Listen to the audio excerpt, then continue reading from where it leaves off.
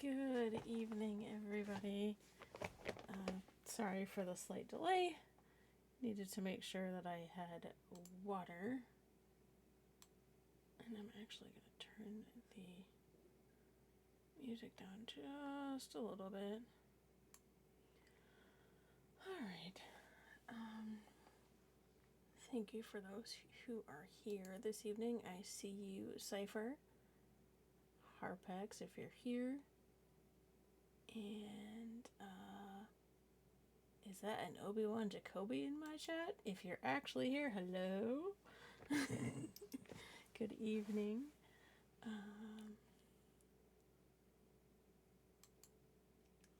Yes, so I am just getting settled, sorting my levels. Please let me know if my audio is good. I'm still sorting where my mic is. It's actually right near me, so if I'm not loud enough, let me know.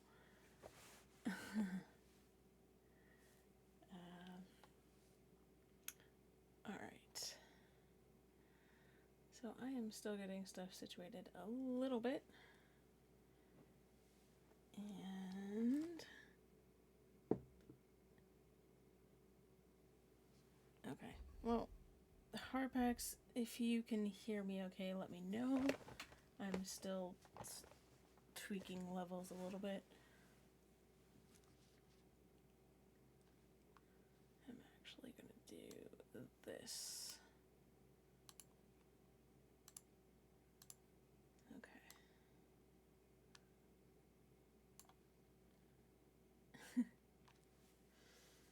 Alright.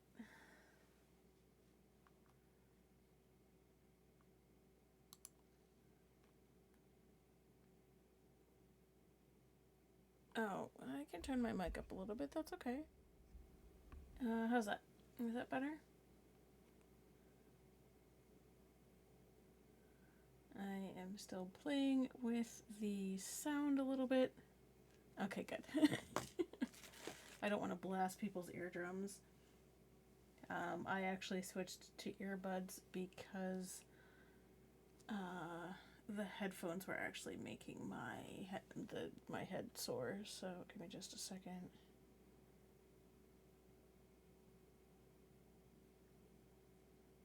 Okay.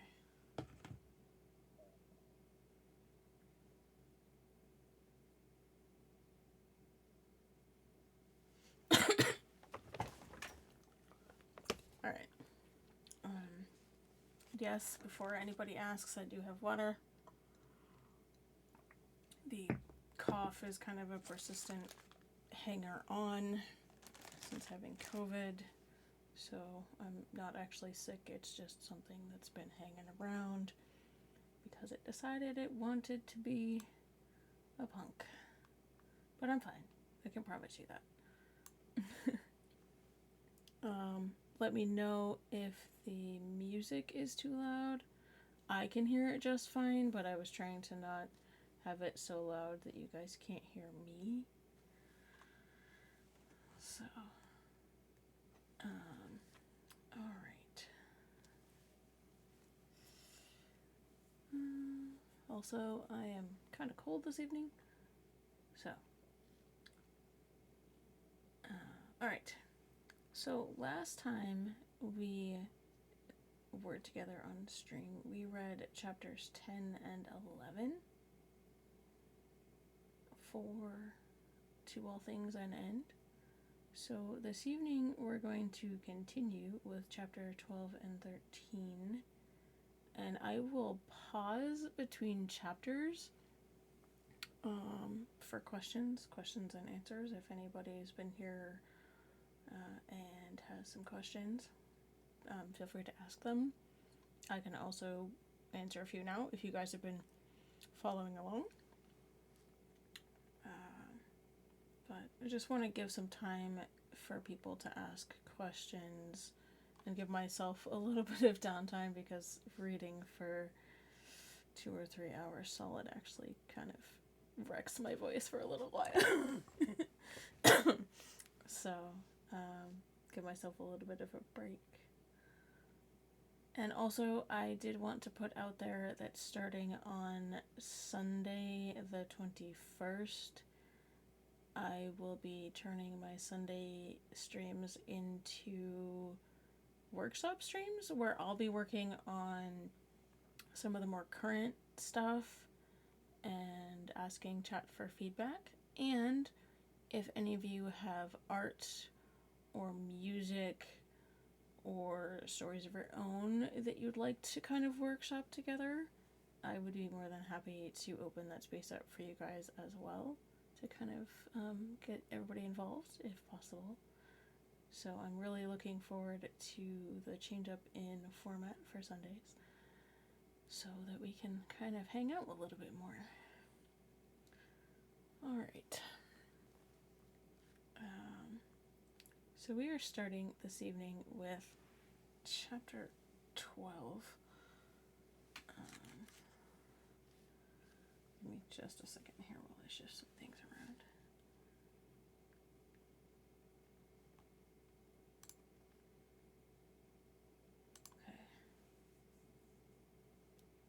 Okay. Alright. Chapter 12. To all things an end. The next morning. Have you any idea what this is about? She asked as they left the lift. None, Stefan said as they went down the hall, but I have a pretty good idea. Master Jarrus told me about a slight change in the housing. Since we have only let a small group of hand-picked Jedi back on Coruscant, it didn't take me too long to guess. Ari stopped and looked at him for a moment. Shared quarters? Let's let them tell us, shall we? Stefan said with a grin as he reached for the door chime. In truth, he wanted to know what this was about more than Ari. They had both taken Callista under their wing, but it was Stefan's family, especially Andrea, that really made her more like family. Okay, she said as they waited at the door. The sun streamed through the apartment windows, warming the room as Callista padded barefoot into the kitchen to brew herself some bihot. She'd calmed Stefan and Ari earlier that morning. Just as the bihot began brewing, the chime signaled that someone was at the door. With a smile, she crossed the cool tile and keyed the door open. Master Card. Master Din, please, come in. She greeted them with a smile. Can I get you some calf? I've already had tea and breakfast this morning, Stefan told her. Ari? I'll take a cup, she said as she looked around the quarters. Stefan's response didn't surprise Callista. She had always known him to be an early riser from her time on Catan. Like Ari, Stefan was also looking around, senses opened. With a nod, Callista padded back into the kitchen and poured 2 cups from the pot on the stove, and poured herself a cup of bihot. Balancing them carefully, she returned and passed Ari hers just as she spotted Zan entering the kitchen. Zan had taken some extra time this morning to don his Beskar gown, primarily to calm his nerves. When Callista stirred, he also woke but didn't want to get out of bed, especially feeling her anticipation of contacting the General and Master Card. So he dallied in the bedroom longer than he should have been, getting ready. Why do I feel like I'm going for the Moonbudger again? He asked himself, and then suppressed his anxiety. This was going to be interesting. He finished the last clips and took 2 deep breaths before wandering into the common room. Master Card, General, good to see you, he said cheerfully before leaning down to kiss Callista on the cheek. Calf ready? Here. Callista passed him the second steaming cup as he asked, kissing him softly. She caught Stefan's look and grinned. Stefan almost took that as his cue and took a seat, Ari following right behind him. I have a fair guess as to why Ari and I were called here, he started to say, trying to hold back a smile as he did so. I think I do too, brother, Ari added, looking at the two of them and not holding back her smile. Callista? Callista's cheeks pinked slightly, but she was glowing and positively bursting. She was sure they could sense it. Setting her bihot down, she took Zan's hand and squeezed it gently before looking back to Ari and Stefan. Zan's asked me to marry him, she finally said, feeling as if the words just tumbled forth. She took a couple of slow breaths to calm her nerves and could feel Ari sending her waves of calm in the Force. I thought I had taught her to calm better, Ari said as she said to relieve the anxiety. She looked at Stefan. Didn't you too? Oh, I did, he said, straight-faced as he leaned back in the chair. I think she faced the Sith on Korriban better than she is the two of us. You'd think she thought we would jump up with lightsabers humming. He held it for a moment before he and Ari started grinning. "It's wonderful news," he said. "Something worth celebrating at a dark time like this." Callista laughed at Stefan's expression, smiling slightly as he joked a little. Zan chuckled. "To be honest, I was worried. Most Ortize," he caught himself, "most non-Mandos don't understand how we can make a decision such as this so quickly. I was expecting a bit of the fifth degree." Callista nodded at Zan's statement, briefly sharing a look with Ari. The older woman had taken Callista as her daughter in all but name. "True, it is a decision that shouldn't be taken lightly," Stefan said, looking at the two of them. "However, it doesn't take much to sense the connection forming between you two. Forming up at a pace, I should say, that would complement a Mandalorian's decision time. You both have my heartfelt congratulations. Callista, I will have to let you tell Andrea this yourself, though." Callista smiled at Stefan's remark. "I'll calm her later. She'll be thrilled." She smiled again, remembering the weeks, no, months, she'd spent at the Card homestead learning and training from both Master Card and his daughter.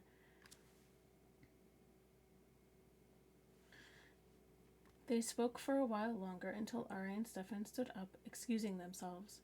Before they left, they exchanged hugs, and Callista shook sorry, there's a name switch in there, and Ari shook Zan's hand. "You take care of her now, Canadius," Ari said mock sternly. "You won't like me otherwise," she told him with a grin and a wink. Zan smiled and shook Stefan's hand as well, but then he grew serious. "I'd die before I'd see harm willingly come to her, Vaught." But then he chuckled. "Besides, I'll need to watch my Shebs regardless of how she's handling the Mando training." Stefan chuckled. "Aye, that's true. She's a feisty one," he told Zan, winking at Callista. Zan grinned and walked over to Callista before wrapping his arm around her shoulders. "That she is." Stefan laughed again and waved as he and Ari walked out of the apartment. "Be sure to let us know when the wedding happens. We'd like to be there." "As soon as I get her Beskar gown forged and painted, we'll gather everyone in the Room of 1,000 Fountains," Zan said. "Most likely tomorrow morning." Stefan's eyebrows rose, and Callista glanced at Zan, her eyes wide. Then Stefan just shook his head and laughed. "It's true. Mandos don't waste time. I'll see you both tomorrow, then." Ari gave Callista another brief hug, and then they were gone. Zan chuckled. "That went better than I thought it would." "You're telling me," Callista said in a rush as she released the brush she'd been holding. "Well now, I must get to the Pargila and bring the Beskar pieces to the foundry. You should see if they've got a flight suit or coverall at the tailor's." Callista frowned slightly. "The General's given us access to the foundry on the hangar level. It's usually open only to techs and military support personnel." "Mandos are technically a mixture of both," he said with a chuckle. Callista just grinned. "I'll meet you down there, then. I'll see if I can get at least 2 coveralls. Will I need different boots as well?" Zan looked down at her boots, which were a standard Jedi affair. "Yeah, you'll need thicker leather and a more solid sole. I wouldn't worry about getting Durasteel toes. I can make spats for you." "All right." She mentally made a list, stepping up to him and leaning up on her toes to kiss him deeply before turning towards the door. "I'll be down in a few minutes," she finished with a mischievous grin. "See you there, then," he said, and kissed her again. She smiled and ducked out into the hall, making her way down to the quartermaster's office. Somehow, she had the feeling it would be a common occurrence. Stepping into the small, tidy office, she glimpsed the seemingly endless shelves of the storage area through a door behind his desk. "Need a hand, Callista?" the familiar voice of the quartermaster called out to her. "Please," she said with a smile as he stepped back into the office. "I need 2 flight suits or coveralls and 2 sets of heavyweight boots." He nodded. "Basic black or another color for the flight suit?" She shrugged. "Black will do, for now." She smiled a bit. "I'll be wearing them underneath something anyway, so I don't suppose it matters all that much." "I heard Master Card and the General mentioning something to that effect when they returned from your new quarters. He went to fetch the flight suits. Small, right?" "Alec," she replied, grinning. "News certainly travels fast around here." She chuckled slightly. "I get the feeling that not many are surprised, however." He returned from the back room with 2 black flight suits and 2 pairs of heavy-duty boots. You two are the talk of the temple right now, actually. Well, the good news part, anyway. She laughed as she took off her boots and draped the flight suit over her arms. I guess one can't keep secrets around here for long. She sighed happily. Foray. And then she laughed. Seems the language is growing on me as well. It is. Looks like I'll need to go to the archives to brush up a bit so I can better understand you two, he said with a wink. Callista chuckled and then shrugged. It means thanks, she offered. I'd best be on my way, though. I'm meeting Zan down in the hangar. All the best, Callista, he said to her retreating form, and don't be a stranger. Thanks, she replied quietly. I'll be around. With that, she ducked out of the office and was gone, making her way quickly to the foundry and to Zan. She found him already inside, and she was greeted with the ringing of a hammer against metal as she entered the room. Sequoia, Siarka. Caught me doing the rough forming, he said, while continuing to hammer. It took him a few more blows, and then he quenched the metal in a vat of water he had nearby.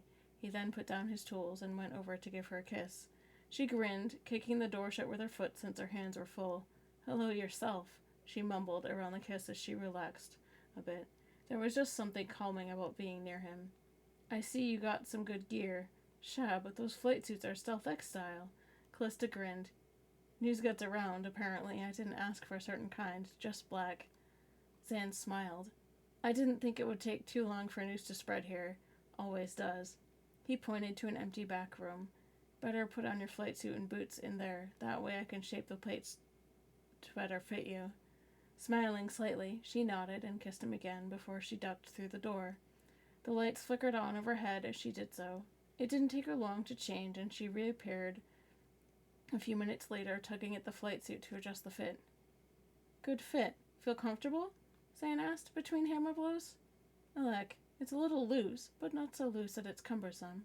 I'd almost think the quartermaster was holding those aside for me. It fits like it was tailored. Could have been. You do have a Stealth X. Possibly he knew you'd need a flight suit sooner or later. She grinned and shook her head. I guess so, she said softly. She came up behind him and peeked over his shoulder. She watched him carefully work the metal with hammer blows, folding the metal back into the main body. Then he heated it again and continued the process. This lightens the metal, strengthens the crystals, and thus makes Beskargam light, which can still turn a Jethikad blade. Is it completely impervious to the blade? She asked curiously, watching him work for a moment longer. Zan shook his head. No, it's not ferric or cratosis. It can be cut through, but it takes some hammering to get it to the same spot. He grinned. That's why the Jedi have such a hard time defeating us. Her mouth quirked slightly. Anything I can do to help right now? She set down her folded clothing on one of the empty workbenches. Want to learn how to do this? Sure. Why not? She said, grinning at him. You know I like to get my hands dirty. I can't have you doing all the work if I'm the one who's going to be wearing the Beskargam. Zan grinned in reply. I'll get you to work on a spat. That way you know what you are doing regarding the bigger pieces.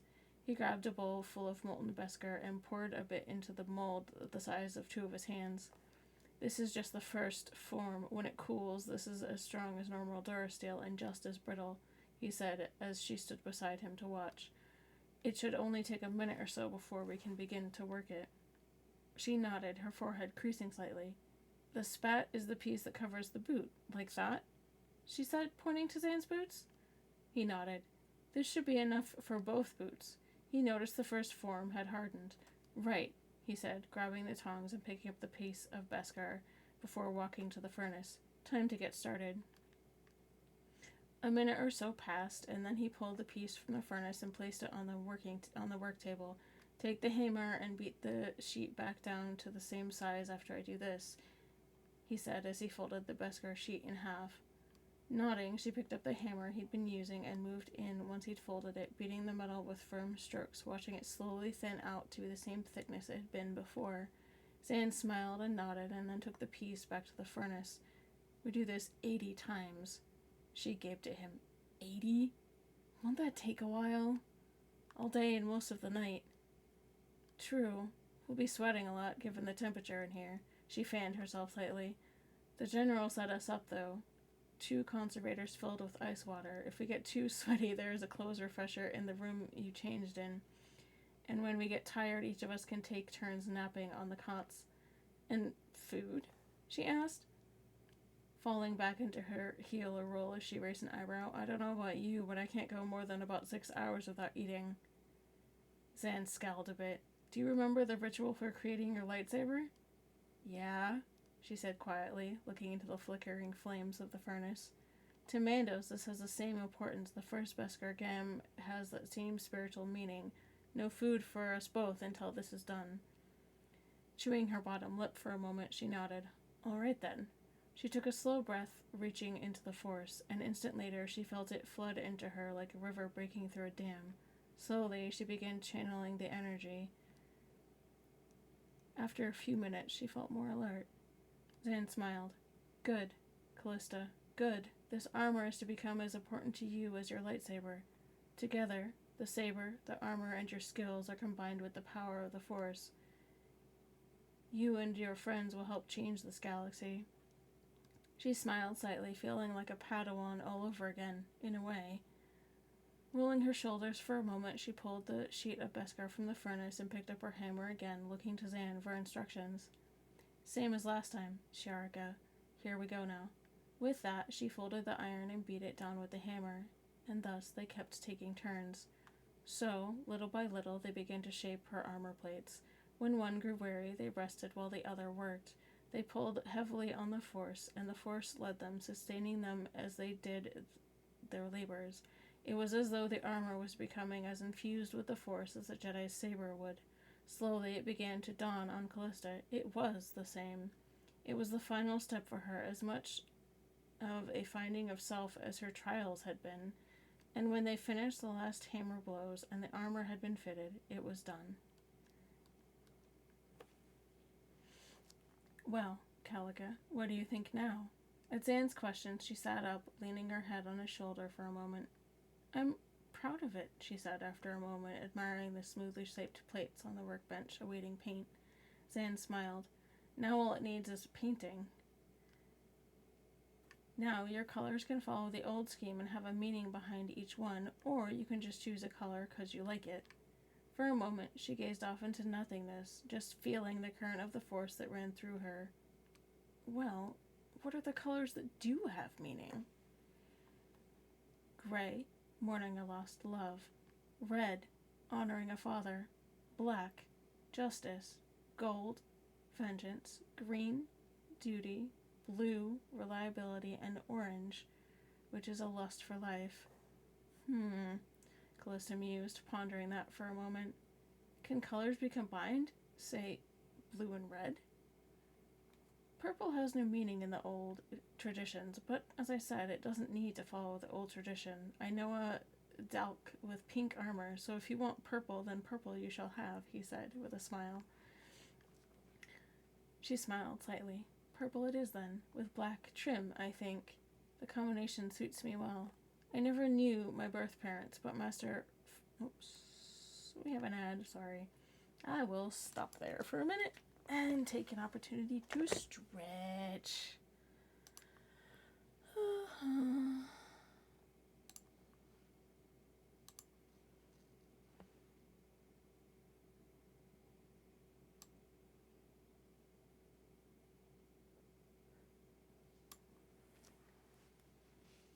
Alright, we have an ad for about another minute. So, taking an opportunity to get some water and have a snack.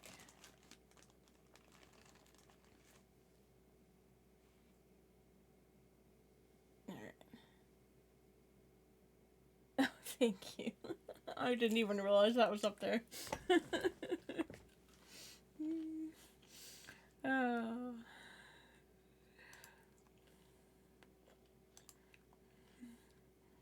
Thank you so much. I kind of forget about those, to be honest. I don't usually pay much attention to those. But that's awesome. I'll have to take a look at that later, because I'm not looking at Twitch right now, actually. I will check that out later, though. That's cool. Alright, and we are back. No, where was I?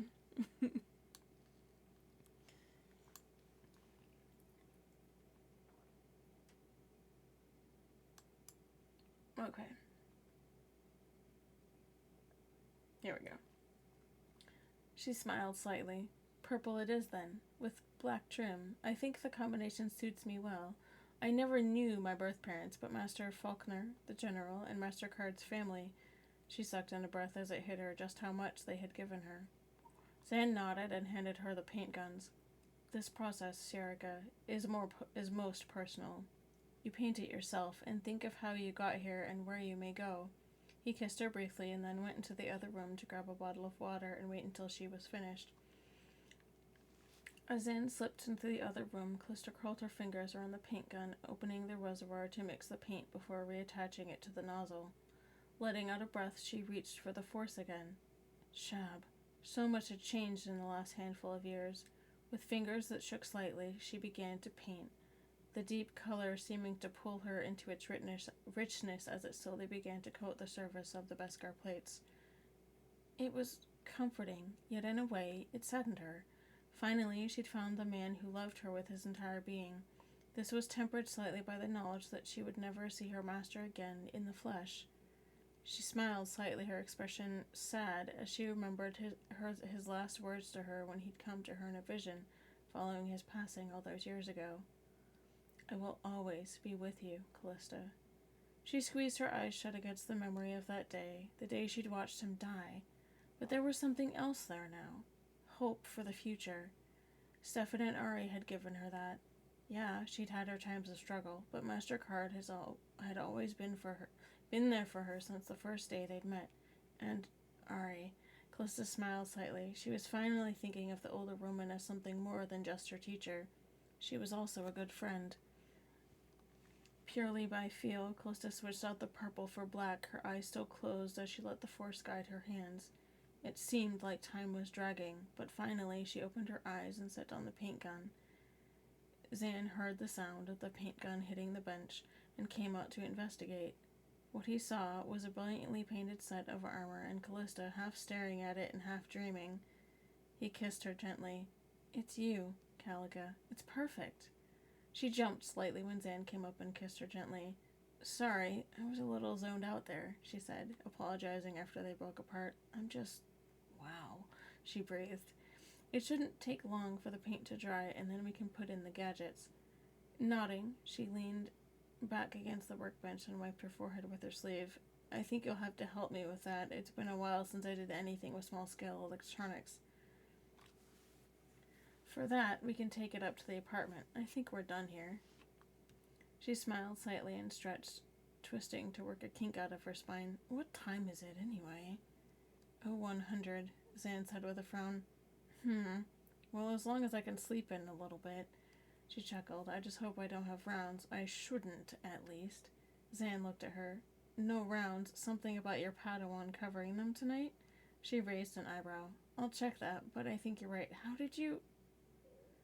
The general told me when I mentioned how long this would take. What you didn't mention is that you had a Padawan. She flushed a little bit. Sorry. Her name's Althea. She smiled a little bit. She reminds me of myself at that age. Zan scowled. I'll have to meet her sometime then. In the meantime, however, let's get home.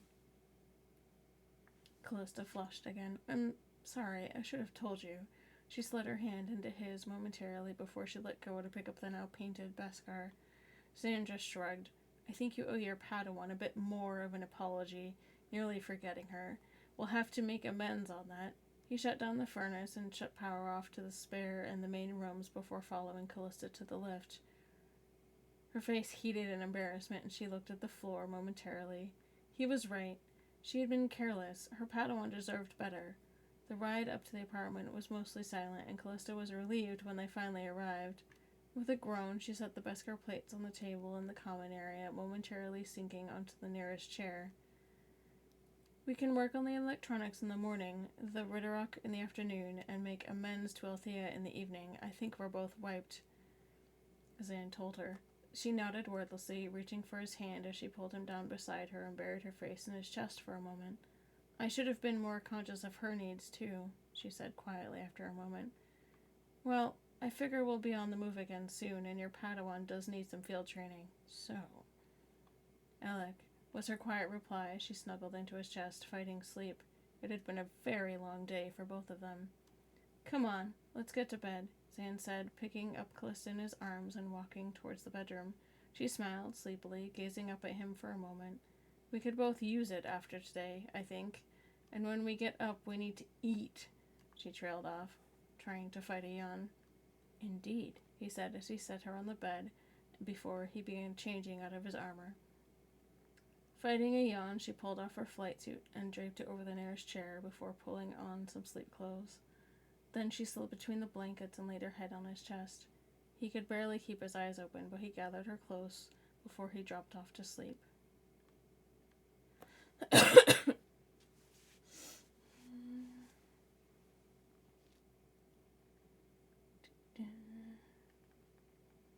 It took the second door chime to stir Stefan from the book he was reading in his quarters when he finally looked up at the chrono on the wall. It was still early in the morning. Come in, he said as he set it down, turning to the door as Callista walked into the living area. Good morning. It looks like you could use some more sleep, Callista. Long night? Alec, was her tired response. I only slept a couple of hours. She groaned and pinched the bridge of her nose. She wore one of the black coveralls, sensing that perhaps it would be best to leave the Beskar Gam until the wedding. With a groan, she sank into the chair across from him. He looked over her appearance and walked into the kitchen before pouring each of them a cup of calf and handing one to her. It must have been a long project. Building the Beskar Gam?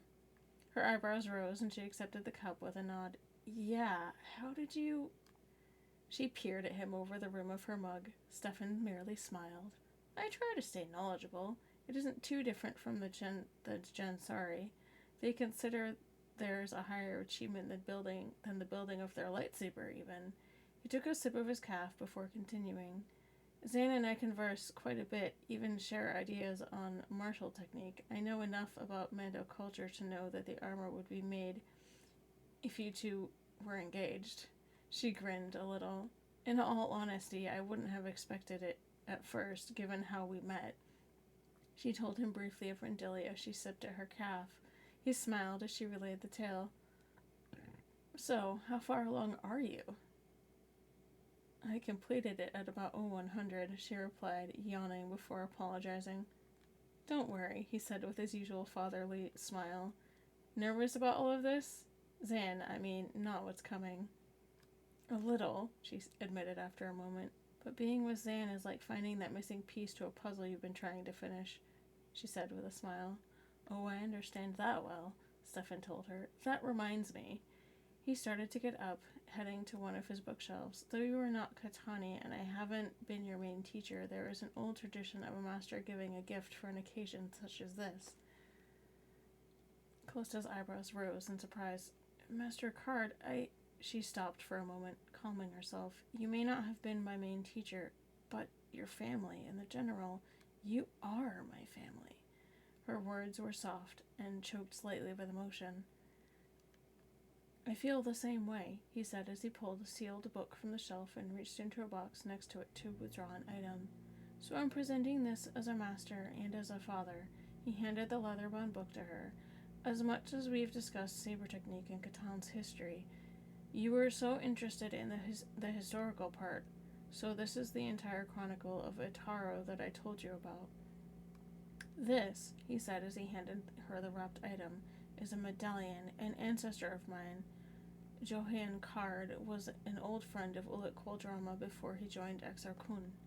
This has been passed down for generations. Andrea has the match, and since you two are like sisters... She smiled slightly and took the book and the medallion carefully. Foray, speaking of Andrea, I did calm her first thing before I came over. She was thrilled. She brightened a little, some of the sleep haze fading. She won't be far behind you, I feel, he said with his father's smile again. I know she'll be asked before much longer, Callista, he said as he gestured for her to stand up. You may not be blood like her, but like Dylan, you are as much a part of our family as if you were. She rose then, feeling his strong arms wrap around her, and as he folded her into a hug. Again she smiled. Among the Mandaware, when one is adopted, it is common for them to address the head of their clan as Buir. It means father, she said softly, her head on his shoulder as she just stood there for a moment. She bit her lip, feeling tears threaten, but they were tears of joy. Master Card, I am honored to be part of your elite. Don't worry, he said, to put some humor in the moment. We won't make you choose between the Mandoade or the Katani. It got the laugh he wanted from her as he grinned. Why don't you go home and get some more sleep? You look like you need it. Alec, I do. She smiled slightly, cheeks flushing. Zanika said that the ceremony would be in the afternoon in the Room of 1,000 Fountains. Then you need to rest and prepare, he said as he walked her to the door.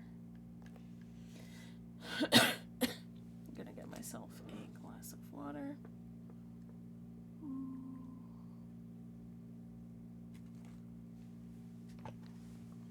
Okay.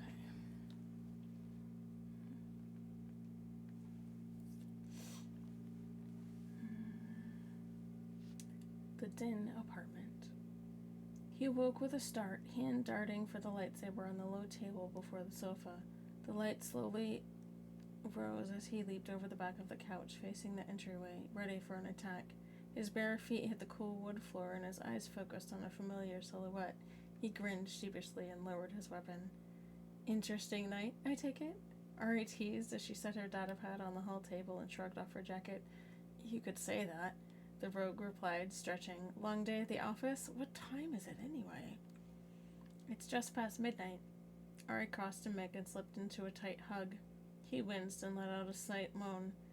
Ari raised an eyebrow and traced her hands along his back. She pulled back after a moment, a look of shock on her face. You've been in a fight! She quickly pulled off the rogue's shirt before he knew what was happening. Bruising colored his lower ribs. Numerous cuts and scrapes crisscrossed his arms and chest. She spun him around and gaped at the decimeter gash running up his back. Micron, this wasn't just a scuffle. What happened? How many were there? How much property damage did you cause? The rogue laughed lightly and winced again as Ari examined the large gash on his back. I got jumped. About 15 of them. Trained sister that... Oops. Hey! Welcome in, all banged up. Give me 1 second. I got all tongue-tied over there. Micron, this wasn't just a scuffle. What happened? How many were there? How much property damage did you cause? The rogue laughed lightly and winced again as Ari examined the large gash on his back. I got jumped. About 15 of them. Trained Sith assassins, if I'm not mistaken. And I was in part of Coruscant where property damage would have been an improvement. Ari sighed and began to concentrate on sealing the wound. Oh, and I'm fine, by the way. Micron smirked over his shoulder at her. Please. Ari waved him off as she continued to concentrate. Mick gasped as she used the force to extract several slivers of metal from the wound. Don't be such a baby. I know putting you out of commission would take more than this. He just shrugged as she floated the silvery shards into a small bowl on one of the end tables near the sofa. Metal shards? He asked as Ari finished sealing the wound. I don't remember any of them carrying conventional blades. How much do you remember? Ari led Mick back to the sofa and gave him his shirt back. Details, she said. We'll need a full report for intelligence in the Jedi Council, a Sith attack on Coruscant, an attempt on Stefan's boy, Dylan. Something big is coming soon. Well, Mick slipped his shirt back over his head and was pleased that most of the soreness was gone. She hadn't lost her touch. When he was injured, she just fell into the Force as a matter of course. He smiled. It was pretty standard bad guy operations. A loud, big guy with a green light staff seemed to be the leader. The rest, save one, were well trained, but slightly green. I got the feeling it was a throwaway mission. The only oddity was the one that left. He left? Ari picked up Mick's abandoned glass and sipped some of the whiskey that was still there. Yeah, Mick said. I thought it was a little off, too. But he seemed much more level-headed and much more deadly. We didn't fight. I think he knew I'd win in the long run. Instead, he told me we'd meet again before diving off a promenade and jetting out on an unmarked airspeeder. It was too far away to see any distinguishing marks or numbers on the speeder, but I doubt it would do much good anyway. Local law enforcement will probably find it abandoned by tomorrow, and a Sith isn't going to leave anything behind that we could trace. Ari sighed. Is there anything left at the scene? Shaza. Mick palmed his forehead. Just about 14 dead Sith and their lightsabers. Micron, Ari exclaimed. This is Coruscant. You can't just leave a scene like that and not report it. We will have every beat cop and reporter in that sector scrambling like mad over your mess. There goes any chance of seeing the scene before it becomes completely useless. Sorry, Princess. Mick looked out to the balcony. I guess I just had other things on my mind. The list of suspects is pretty short, though. I don't think it takes a military genius to see that Bane is testing the waters. No, Mick, Ari interrupted him, but it takes proof to get the gears moving, and it would be nice to have a better picture of what he's planning. I want to strike at him first for a change. So we'll call up Stefan and that Mando that Callie's been fawning over. Mick shrugged. Stefan can brief the council, and Zan can use his intelligence prowess to try to sort out the mess down in the red light. What were you doing in the red light district anyway? Ari cut him off. Walking, he replied. Walking? Yeah, I was just going for a stroll. Mick raised an eyebrow. I lost track of where I was going and wound up on the scenic side of Coruscant. You just go looking for trouble while I'm away, don't you? No. Mick shot a look at his wife. It pretty much knows where I am most of the time. Mick, I know, Princess. He brushed a strand of hair from her face. Give me a little time to get back into the swing of things. Thank you for the shout out to I'm all banged up. She smiled at him then. I missed you. Even arguing with you. Nobody argues with me. You're the commander-in-chief of the joint military forces of the New Republic to them, Mick said. But with me, you're Ari. I've missed you too, Princess. Every second. They kissed then, long and slow, Ari's arms sneaking around Mick's waist as he pulled her closer to him on the sofa. For a few long minutes they held each other, breathing in each other's scent, lavishing in the closeness they'd both been bereft of for ages. Oh, Ari said after a time, you mentioned Zan. His investigation will have to wait a bit tomorrow. Really? Mick shot her an incredulous look. I can't imagine the Mando taking a break for R&R. Apparently, he makes exceptions for Callista. Ari shrugged. He asked her to marry him. The ceremony is tomorrow. That's fast, Mick said. You think she's rushing things? They're young. Ari shrugged. But I sense a deep love there, something that can't be explained or quantified. It's not too unlike another couple I know. Yeah, Han and Leia always did fit well together, Mick shot her a wry grin. Ari hit him with a pillow. I was talking about us, nerf herder. Right, Mick smiled. Well, I suppose we'd better get some rec time.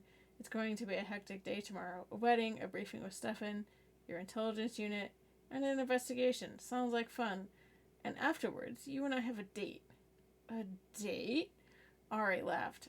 How, when will we find time for a date? We'll make time, the rogue said. It's important. If you say so. Ari yawned as she stood up and headed for the bedroom. I'm going to go take a shower. Sounds like a great idea. Mick smiled as he joined her in the hallway. But I've got the spot on my back I can never reach on my own. Oh, you're smooth, Ari mocked him. Like fine grit sandpaper, Mick smiled. The two laughed like kids and chased each other into the refresher. I am apparently losing my voice. Do apologize. Also, I do have commands for hydrate, stretch, that kind of thing. Please feel free to use them. If you see me needing a stretch or think I need one, perfectly fine to use. Please do so. Alright.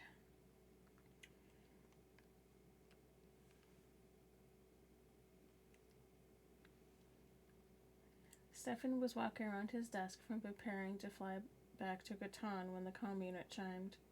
Nib Cadre, he said as he sat down. I wasn't expecting a call from you. I know, she said.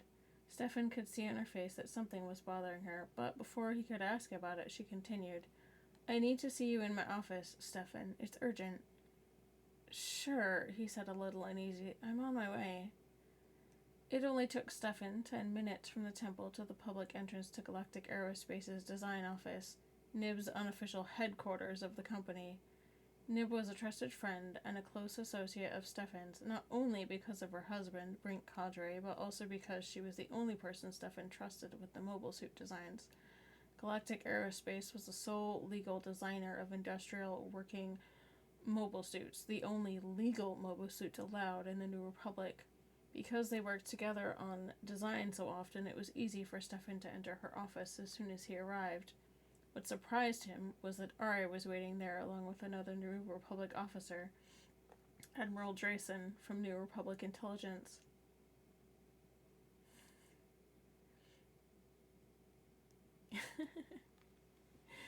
Admiral, Stefan said in greeting as they shook hands. It hadn't been that long ago that Stefan had traveled with Drayson on the night caller to Enderon. Master Card, the Admiral said as he nodded at Nib. On that, Nib closed and locked the office door, hitting a switch to inform her receptionist that a private meeting was in progress. Okay, I know this isn't good news, Stefan said as they started to sit down. Let's have it. Drayson didn't waste time as he slid a data card into the office's holo projector and started to pull up the files. This was taken on Kolthlis yesterday, he said as he enhanced an image. I don't need to tell you what these are. Oh, we're familiar with this machine, Stefan said as he looked at the images. The Bothans had somehow reproduced the Harleyan's Hellfire mobile suit. Ari and Stefan both had participated in destroying them. Ari and her White Falcon squadron in deep space, Stefan in Blue Talon as he attacked the production facilities on Harleyan itself. They've not adapted the design at all, Nib said as she called up a file on a separate holo projector and displayed the schematics of the original Hellfire suit. How in the force did they manage to get the design? Ari said, her frustration showing, much less produce these numbers on the imagery. They have more numbers than that, Drayson told them. We've also needed massive transports large enough to carry them leaving the system, but we don't know their destination yet. How did you even get this? Stefan asked, realizing something else was coming to mind. We had a recon asset in the area and could get close enough to... Nerf dung, Stefan cursed, catching Ari off guard. No recon variant could get that close for that good of a visual scan unless you equipped it with one of Nib's cloaking devices. Stefan and Ari looked at Nib, wondering what their family had done along with this project. I helped design a recon mobile suit for intelligence, she told them. It has full stealth capabilities and a cloaking device. It isn't armed, per the Senate bill. Stefan nodded. That part he could accept. Okay. We are sure that the Bothans have reproduced the Hellfire suit, are mass-producing it, and are transporting it to an unknown staging ground? That's all I have, Drayson said. He looked and saw that Ari was giving him a penetrating stare, and he knew that she would give him one hell of an argument later. Nib, we need to look over something, Stefan said as a dismissal for the other two. When they left, he looked at her as he sat down. You could have told me you were building it. And what would you have said? She asked him. I know how you are about these things getting out of control. Being unarmed and loaded with detection, suppression, and scanning equipment, I felt it was okay. Okay. Do you have numbers on these things yet? 2 squadrons worth, she said as she counted the numbers. They could have more. What are we going to do, Stefan? All we have is Blue Talon. No, we don't, he told her. We still have the full design blueprints for Archangel and Falcon. Do we rebuild them? We don't just rebuild them. We improve them.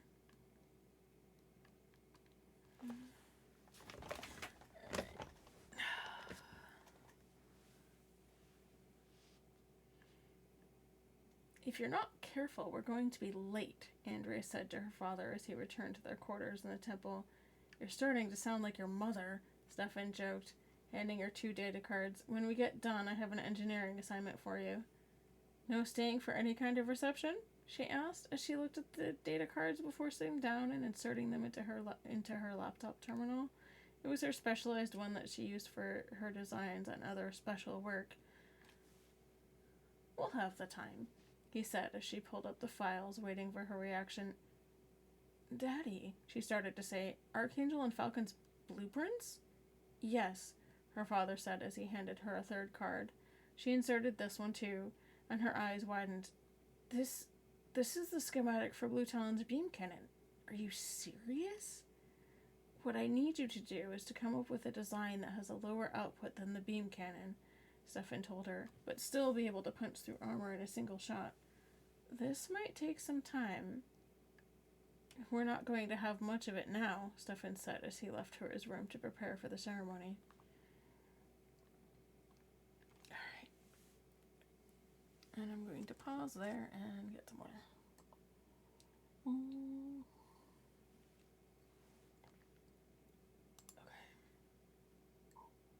Okay. Alrighty. The ceremony. The sky was just starting to blush with the colors of sunrise as Callista wearily crawled back into bed. They only had a few hours until the ceremony. As she slid under the warm blankets again, she tucked her head under Zan's chin, trying not to wake him. Zan woke anyway to the fragrant smell of Callista's hair. He yawned and stretched a bit before throwing his arms around her. J'ai the frater, Sierra. Today's the big day. Mm-hmm. She mumbled sleepily against his chest as she snuggled closer. I just got back from talking with Stefan, she said with a yawn. Zan scowled a bit. I hope he wasn't trying to talk you out of it, he semi-joked. What's up? Nish, she laughed softly. He presented me with 2 things. Her voice choked up a little bit here. The General, and Mick, and Master Card and his family. They're all my family. And soon, you will be too. She cuddled closer. He gave me 2 things. She reached over and held up the medallion and the book. The medallion has a mate, which his daughter Andrea has, and this, she hefted the book, this is the legacy of Itaru. He told me parts of it during my training with him on Catan. Zan noted the size of the book and smiled. Thick book, I see. He was more interested in the medallion, however. Is that anything like a Jed cred? I'd think so, she mused thoughtfully as she ran her fingers over the surface. Both have been in Stefan's family for generations. Fascinating, he said. But a family, that's more interesting to me. I never really had one. Me either, until I came to the temple. She sighed softly and carefully set the medallion and the book back on the bedside table. I'm glad I have one now. She wrapped her arms around him after she settled. It's like what the Mandaway do. I was adopted in all but name. Zan nodded. It's very similar, just less armor. He'd grown quiet, and it didn't take a Jedi to pick up the bittersweet sadness he was feeling. What are you thinking, Sharika? Callista asked quietly, lifting her head to gaze up at him as she traced his cheek softly. Ooh, I'm wearing an ad. Sorry. I just saw that. Yes. And I will take the opportunity to stretch.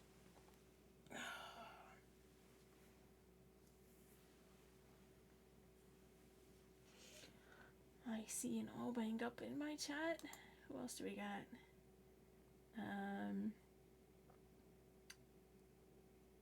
And Official Gaming Cipher, if you're here. And then Obi-Wan Jacoby. And there's a couple of other people that I'm not familiar with, but I'm glad you're here. Good to see all of you. Just gonna take a moment and get myself something else to eat.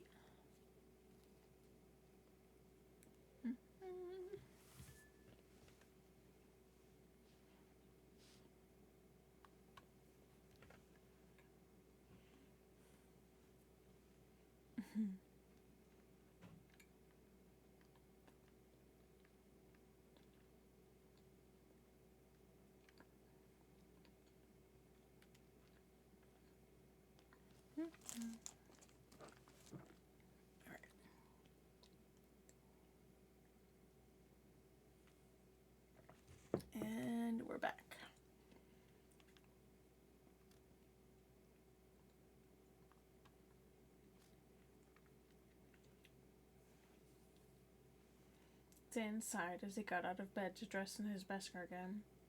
I wish Master Dell could have been here in the flesh to see this day. Callista was silent for a moment, watching him before she rose. Her feet touched the cool tile as she crossed to him and slid her cool fingers around his stomach, holding him close. You still can see it, in a way, she reminded him softly, remembering how Master Faulkner had appeared to her.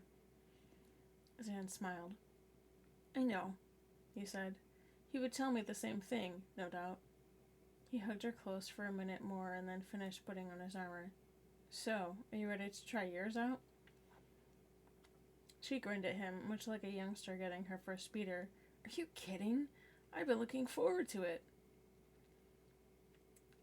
She padded back across the She padded back across the cool floor and opened the wardrobe, laying the plates on the bed carefully. Zan grinned. I'll make your robe and combo soon for more formal stuff, he said absent-mindedly as he strapped on his weapons. And sometime today we need to track down your Padawan. You're right, Callista said softly, flushing before she began strapping on the leg armor and working her way up. It fit surprisingly well, and it was light and manageable. Zan nodded, and then once that's done, we should get back to some serious matters, namely the new Sith that tried killing Stefan's son. She nodded. Attacks by the Sith and those hired by them have been increasing over the past few years or so. She paused for a moment. Stefan thinks it's a precursor to something else, like they are testing us. Zan frowned. For what, though? Nothing I've encountered has given any mention or motive thus far. That I don't know. Nor does he. Yet. Only time will tell, I guess. She shrugged, letting the armor settle a little bit before she reached for the final piece. The helmet. Zan smiled. From this point on, you'll never go back, you know. As if I'd ever want to, she told him, elbowing him gently in the ribs before she tucked the helmet in the crook of her arm and stood on her toes to kiss him. You know, I don't know if my robes will fit over the plate, she said after a moment. Zan laughed. That's why I said I'd make you a combo robe and combo, one designed to fit over your armor. Nisita, she said, flushing as she clipped her twin sabers to her belt. After a moment, she slipped on the medallion Stefan had given her, tucking it beneath the chest plate close to her heart. Guess I'm as ready as I'll ever be. Zan slipped on his helmet and opened the private comm. That makes two of us. Smiling beneath her own, she reached out in the force and sent him calming waves. It can't be as bad as a normal ceremony, right? Zan shuddered. Way too long and pointless expenses. I'll take 4 lions and a pint of ale over it all. After a moment, she agreed, slipping her gloved fingers into his. Let's do this. She then turned and strode purposefully from their shared quarters, leading the way towards the room of 1,000 fountains. She could feel the excitement in the air. It was heavy, like a strong perfume, and she grinned over at Zan. Zan was glad that his face was obscured by the helmet a bit as he saw the gathered crowd. I wasn't expecting this kind of a turnout. Neither was I. She flushed slightly beneath her own helmet. Isn't the Mando ceremony usually a private one? She asked quietly over the shared comm channel. She glanced around the room, spotting Ari and Mick. He seemed a little worse for wear, and she frowned. She'd have to talk to him later. Stefan was there with Andrea. She could sense his approval in the force. Zan sensed something was off. There was joy, but it was tempered by something else. Calica, I got a bad feeling here. Not about the ceremony, either. We'd better find out what's up after this is over. Zan nodded to Ari and Mick, and then to Stefan and Andrea. He also noticed a girl whom he had not met before. Is that Althea? He asked. She nodded and then answered his question as the dark-haired girl approached. It is, she said softly before the girl enveloped her in a hug. Zan held himself back as Callista and Althea reunited. After a moment, Althea turned her face to look up at Callista. I knew it was you, Master, the teen said breathlessly. I'm so happy for you. Callista smiled and hugged Althea back tightly. I'm glad you came. Her voice was filled with emotion, and she squeezed Zan's hand for a moment. Zan reached up to remove his helmet and smiled at the young woman. As am I. Indeed, I'm glad you are all here, though this is usually a private ceremony for Mandarate. You are all elite, or family, making it more meaningful. Althea nodded enthusiastically. When Master Callista told me, I knew I had to be here. She nervously brushed a few stray strands of hair behind her ear. I guess news travels fast around here, it usually does. And then she grinned. I think there's a good open spot for you next to the central fountain. Zan grinned. Well, Calica, are you ready? Callista chuckled and shook her head a moment before she nodded, as I'll ever be. She embraced Althea again with her free hand and slipped her fingers into Zan's. Shall we? Zan nodded and slipped on his helmet with his free hand. Alec. Callista gazed at Althea for a moment, squeezing her shoulder gently with her gloved hand before she turned and followed Zan, her helmet still on. After a few moments, they stood in front of the central fountain, and she gently took his fingers in hers, turning to face him as she felt impressed to lean her visor against his. Zan leaned in to press his helmet against Callista's, and in one voice, with the force flowing all around them, they recited the vows. I'm probably going to butcher the pronunciation, but here we go.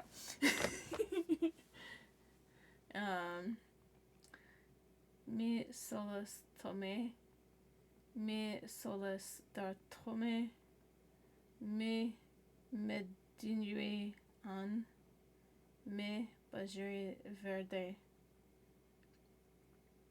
Which means, we are one together. We are one when parted. We share all. We will raise warriors. As Zan began to recite the vows, Callista followed suit, her rough but firm pronunciation steadier than she thought it would be. She meant every word. She could feel the force moving between them, strengthening their bond to each other. The room was still, as if every person was holding their breath. Zan then removed his helmet and noted Callista followed suit before they kissed deeply for the first time as husband and wife. The bond that had formed through the force was now sealed for eternity. When they broke the kiss, Zan and Callista turned to face the crowd. You lot can breathe now. It is done. Callista smirked at him and jabbed him playfully in the ribs after she removed her own helmet. Sorry, I was a little nervous. She clung to his hand, grinning as she saw Ari, Mick, and Stefan headed towards them. Watch out, they're going to catch us in a pincer maneuver. Zan grinned. The best way through a pincer maneuver is to be blunt, he joked. Well, now, Vode, I hope you weren't expecting something complicated. Mick grinned openly and punched Zan in the shoulder, cradling his hand as Stefan hid a smile. You had me all worked up, Canadius. Zan noticed Mick's injuries and nearly scowled, but then he smiled. Corellian's getting worked up? That's a new one. He rolled his eyes before laughing to cut the tension. Mick snorted and shared an amused glance with Ari. Well now, it seems he fits in rather well with us rim rats. Ari laughed and rolled her eyes in Callista's direction. I'm happy for you, Callie, she said quietly as she elbowed Mick gently out of the way. Zan knew something was hanging in the air, and showing his typical bluntness, he didn't wait long. Right, now that the ceremony is over, can someone fill me in here? Something's up again. The force is radiating with all of your apprehension. He pointed to the three of them. This time, Stefan spoke up. We should adjourn to the council chambers, I think. This is rather sensitive. He glanced over at Andrea. I'll fill you in later. See what else you can find out from Dylan. Andrea nodded and hugged him for a moment. Yes, Daddy. She smiled and hugged Callista tightly before winking as she spotted the medallion. Congratulations, she said quietly before she slipped away. Stefan watched her go for a moment before he turned and led their way down the corridor and into the lift that took them towards the council chambers. Once inside, he sank into his customary seat, gesturing for the others to sit as well. Now then, Macron, Stefan said, turning his gaze to the rogue. Care to tell us why you came back looking like a neck chewed you to bits? Mick shifted slightly, wincing. Callista eyed him for a moment. She didn't doubt Ari's healing abilities, but knew Mick could be stubborn. After the trials, I went for a walk, and I kind of lost track of where I was and found myself in the lower levels of Coruscant. I was surrounded by at least 15 Sith. They were well trained, but still fresh, cocky. Their leader didn't engage. Mick ran his fingers through his sleep-disheveled hair. I left the scene. It was the last thing on my mind at the time. He shared a glance with Ari. I can't guarantee that the scene hasn't been compromised. Zan frowned. Where in the lower levels, Master Din? He asked in a tone of voice that indicated he was all business. Mick frowned, closing his eyes for a moment as he tried to visualize the area. After a moment, he opened them again. The alley is just off the promenade in front of a rather seedy bar called Jabba's Revenge, I think. Zan scowled. So you just happened to go for a stroll in the red light district and got jumped. Zan slammed a gloved fist against the chair's armrest where he was sitting. If CSF hasn't closed the crime scene by now, we can safely bet anything of interest is in the Hutt's hands. Ari scowled. I put in a call to CSF as soon as I found out. I haven't heard anything yet, so I assume that they have the scene locked down. They would have calmed me if they had any problems. Zan scratched his chin. I don't suppose they were forthcoming with any evidence, if any remained. Ari shook her head. Not as of yet. And then her comm went off. Criff, she muttered. Glancing at the datapad screen, she nodded. That was CSF. They were able to lock it down before the bodies went missing. But from reports, it looks like some of the lightsabers have vanished. Other than that, nothing was disturbed. Zan growled. Looks like I go Hutt corralling later. He turned back to Mikron. Anything of note that was off, despite the numbers and the obvious fact that they were Sith? Dress? Language? Anything? Mick frowned slightly. Besides that one Sith that seemed to be in charge of a lot of them? Not really. I got the sense that he has a lot more experience than he was letting on. Zan nodded and asked, Do you have any evidence collected from your person or clothing that could give us a start? Sharing a glance with Ari, he nodded and pulled a sealed bag from his belt. Inside the clear bag were the shards that Ari had extracted from his back. Ari pulled these out of my back. I don't know what they are. Callista frowned. I can test those for residuals. I'm not sure how much I'll get, but it's worth a try anyway. Zan nodded to Callista, but shared a worried look with Ari. Did you perform a residual poison check on Mikron? She nodded. Nothing conclusive, but then I didn't really have the proper equipment. Callista should be able to do one in the med ward. At that, Mick scowled, but his face softened as he looked at Callista. You know how I hate hospitals. Callista just smiled. I'll be gentle, I promise. Ari hid a smile behind her hand for a moment. Zan shared a look with Callista. I'll want the results, ASAP, Calica. Alec, she replied quietly. You'll have them as soon as I know. She reached out and carefully caught the evidence bag that Mick tossed at her. Come on, then, Mick. Might as well have a look at you. The rogue groaned, but knew he couldn't weasel out this time. Yes, ma'am, he said, tossing her a cheeky grin. Ari rolled her eyes and swatted his shoulder. General, I want those bodies on ice for Callista and Althea to look at later. I'll need something more concrete before forming a conclusion and jumping into the Hutt's den. It's not a problem, Canadius, she said, still formal as she typed a quick note to CSF and sent it. You'll have them within 3 hours. Meanwhile, Rhoda's got something we need. Those sabers may give us some clue as to the origin of these assassins. I can guarantee this will not be easy. Only 2 are missing. There are still a dozen or so at the scene then, Callista said, frowning slightly. 10,000 cred says the missing ones are the most important, Zan said, and then frowned. Why didn't you get the scene contained afterwards, Din? Mick frowned. I needed to find Ari. He didn't break his gaze from Zan. He knew he should have secured the scene, and he made no apologies for that. Trouble is said to find you, Rogue. Don't make a habit of giving me little to work with to help save your shebs next time, Zan said, annoyed. Regardless, at least we've got something to work with. I'll dredge through my contacts to see if Rhoda is in the mood for visitors. I hate to make too much of a mess. Mick smirked, but then sobered.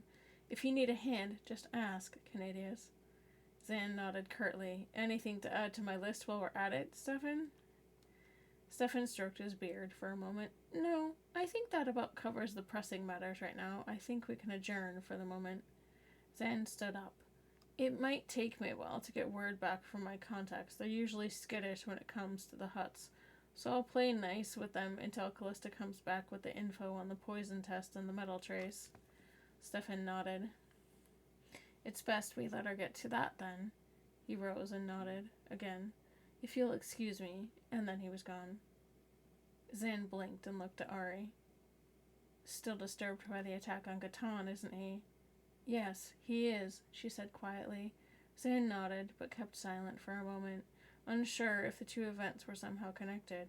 Ari frowned. I do think that there is a connection. What, though? I'm not sure. Zan smirked, knowing his thoughts were well read. I'll find it, then, General. It's what I do best, apart from getting certain Corellian skins and knots. He winked. Mick groaned and Mott glared. When I'm back in one piece, we should spar. After I help you out, though.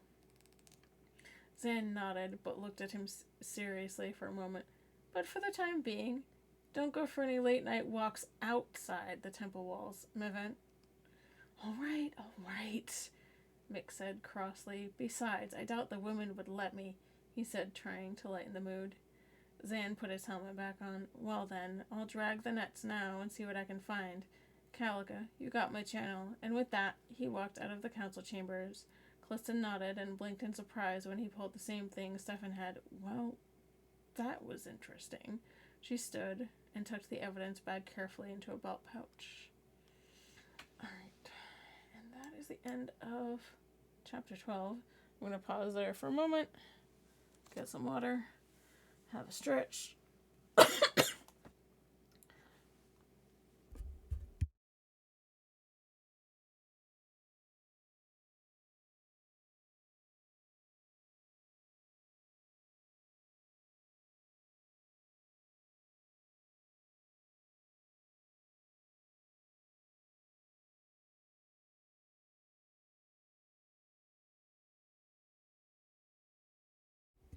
Sorry, ended up muting because I went into a random coughing fit.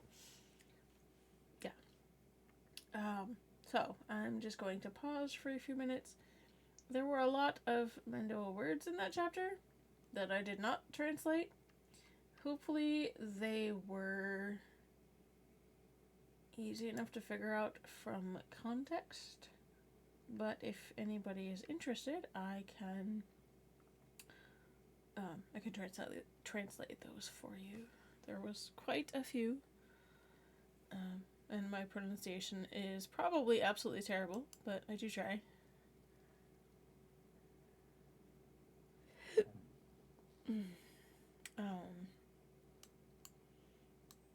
I know All Banged Up is hanging around somewhere. Alright.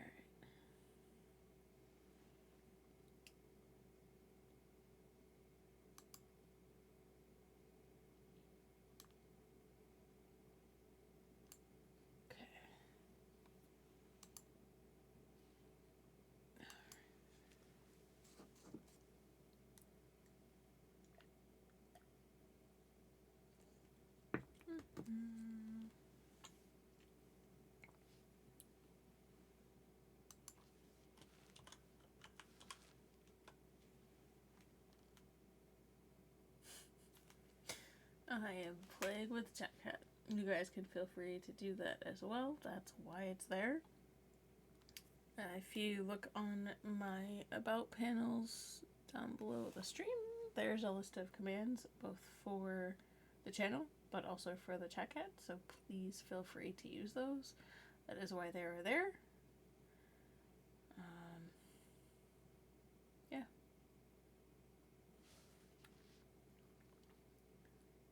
Alright. I hope everybody's having a good evening. It's been a busy day for me. So, I'm just glad that I get to hang out with you guys for a little bit. Alright.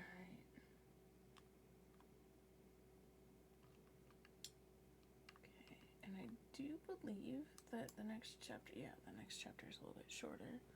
So if there are no questions regarding translations, or if you have any general questions about the story, now's your chance.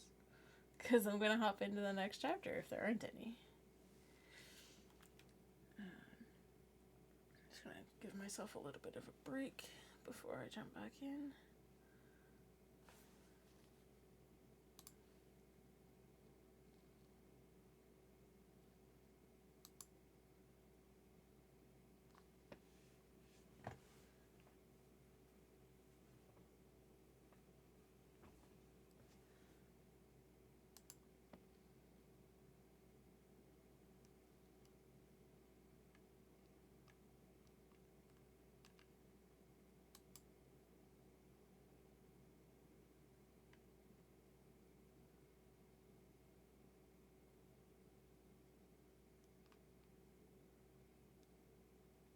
Mm-hmm.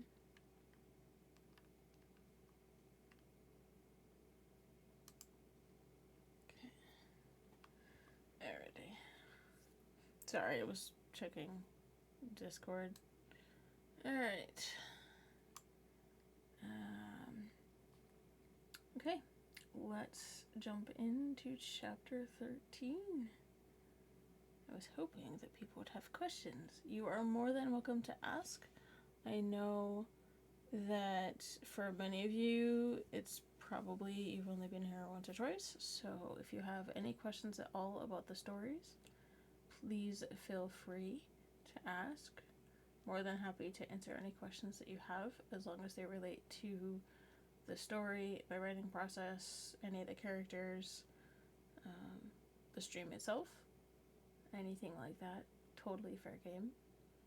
So please feel free to ask. If you have a question specifically about the story, you can either post it in chat or you can use the story fact command. If there's a word that you'd like translated, you can use the translate command. Both of those should get my attention. I have them set as commands so that they'll pop up in chat and get my notice. So, but if there are no questions or comments, I'm going to get started on chapter 13. Alright.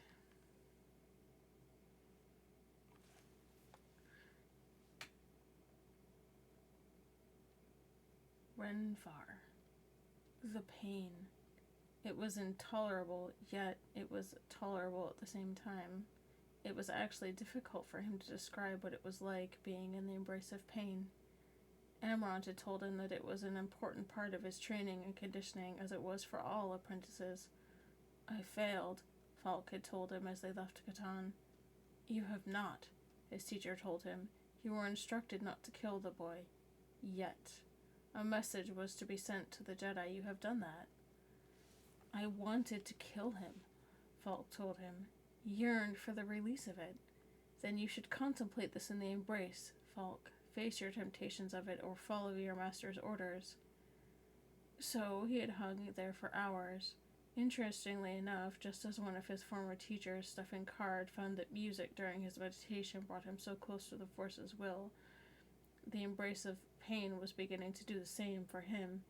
If there was a word for what the embrace of pain was doing to him, it might have been enlightenment.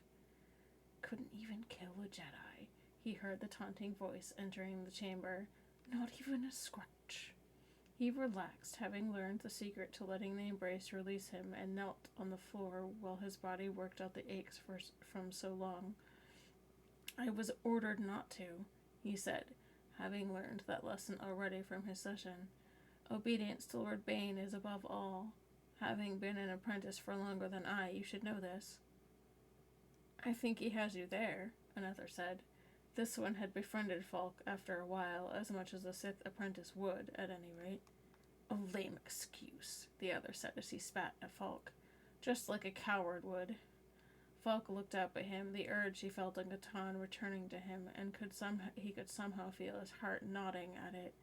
This coward is fixing to show everyone here what you last ate. He lunged and reached for his lightsaber.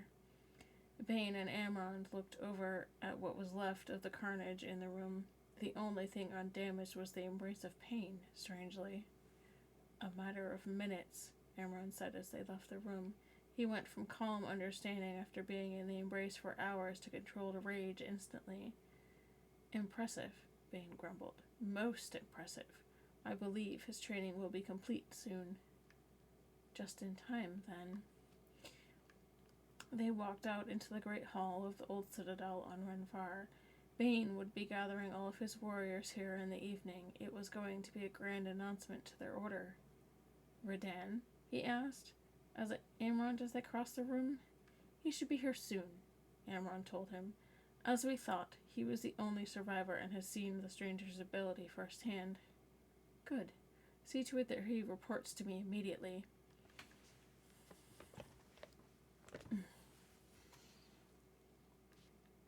Coruscant. Finished, Andrea said as she handed Stefan the data pad. I just used the schematic you drew up for the Hikana class's pulse cannons based on the cannon and rearranged it into a separate device that the Falcon suits can hold during the fight. Excellent, Stefan said as he looked over the plans. This is great work, and it should take a little time to reproduce. Andrea, I'm going to ask you not to join us in this fight when we find out where the Sith are. What? She asked as she looked at him in surprise. Father, I'm a Jedi Knight. It is my place to be in the fight. Your place is where I need you, daughter, Stefan said, holding up a hand to forestall any additional arguments. And that will be in at Blue Talon's controls. Me? Fly the mobile suit? Why? Ari will need all of the help she can when Nib and I show her that we're rebuilding these units, and even more when they use them against the Bothans. You are the only other one who can operate Blue Talon in combat. Yes, Daddy, she said, calming down a bit. Go get some rest, he told her with a smile. You've got a few messages from Edward to answer anyway. The Jedi Temple Midbay. Yes, sir, the military accountant said. It is entirely possible that you are a clone. Logically, I can see no other explanation for your sudden reappearance and apparent age. Have the tests been completed, Knight Callista? Now you listen here, pal, Mick began, but Callista cut him off. Just now, she said as she handed the aide a data card. I've run DNA testing with specific attention to duplicate strands common in clones. They came up negative. I next ran the DNA against the sample on file here.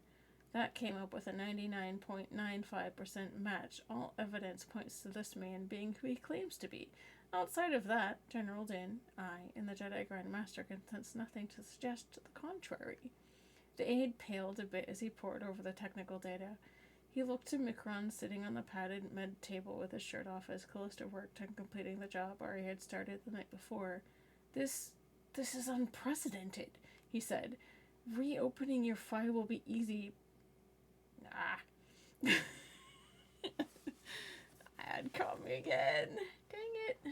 And it even pops up with the colored thing in chat. Alright.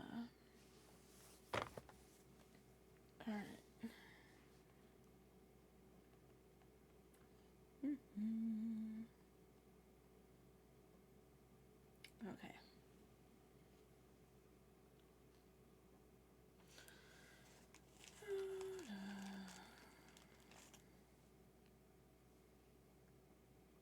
I am just going to chill here for the next minute. I try not to read during ad breaks. Doesn't always work.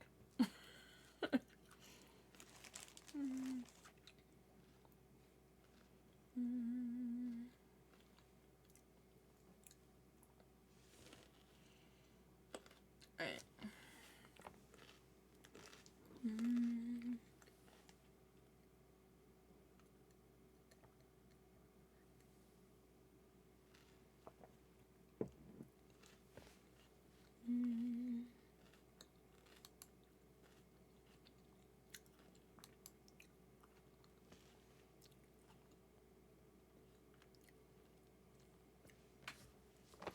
Okay.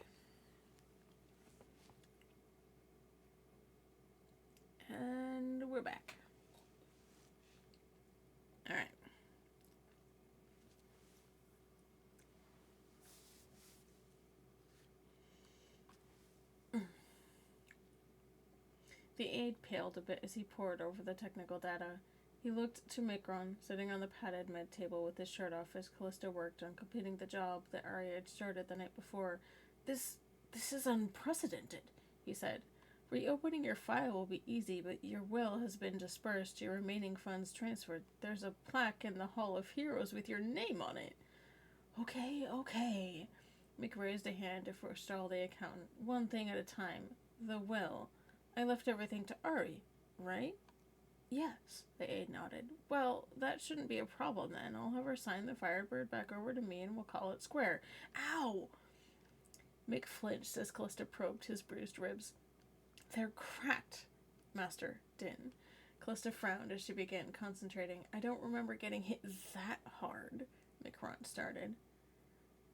That leaves the matter of your commission, the aide plunged on. Dying pays dependents a sum of 1 full year's salary immediately and then pays 3/4 that amount for the next 20 years. As you were technically MIA all that time, it would appear that the New Republic military owes you 19 years at 1/4 of your annual salary plus 20 years of your full salary. The stipulation to receiving that money minus taxes is your immediate reinstatement and debriefing. Micron whistled. That's quite a lot of money. What would that entail if I were reinstated? My squadron is mostly dead or retired. I'm sure I could start training up a new unit, but I'd want time to refamiliarize myself with all the new technology before even considering it. Then there's the question of my retirement. Will the New Republic count the 45 years missing in action towards time served, or will I be starting over again in that regard? I'm not qualified to answer with precisely what you'll be doing, the accountant replied. But yes, the New Republic would count your years missing in action towards time served, meaning you could feasibly retire after 6 more months on active duty.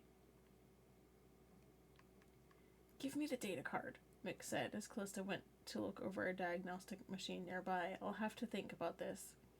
The rogue continued. Who do I report to with my decision? Well, there's another interesting bit concerning just that, the aide said as he handed Mick the card.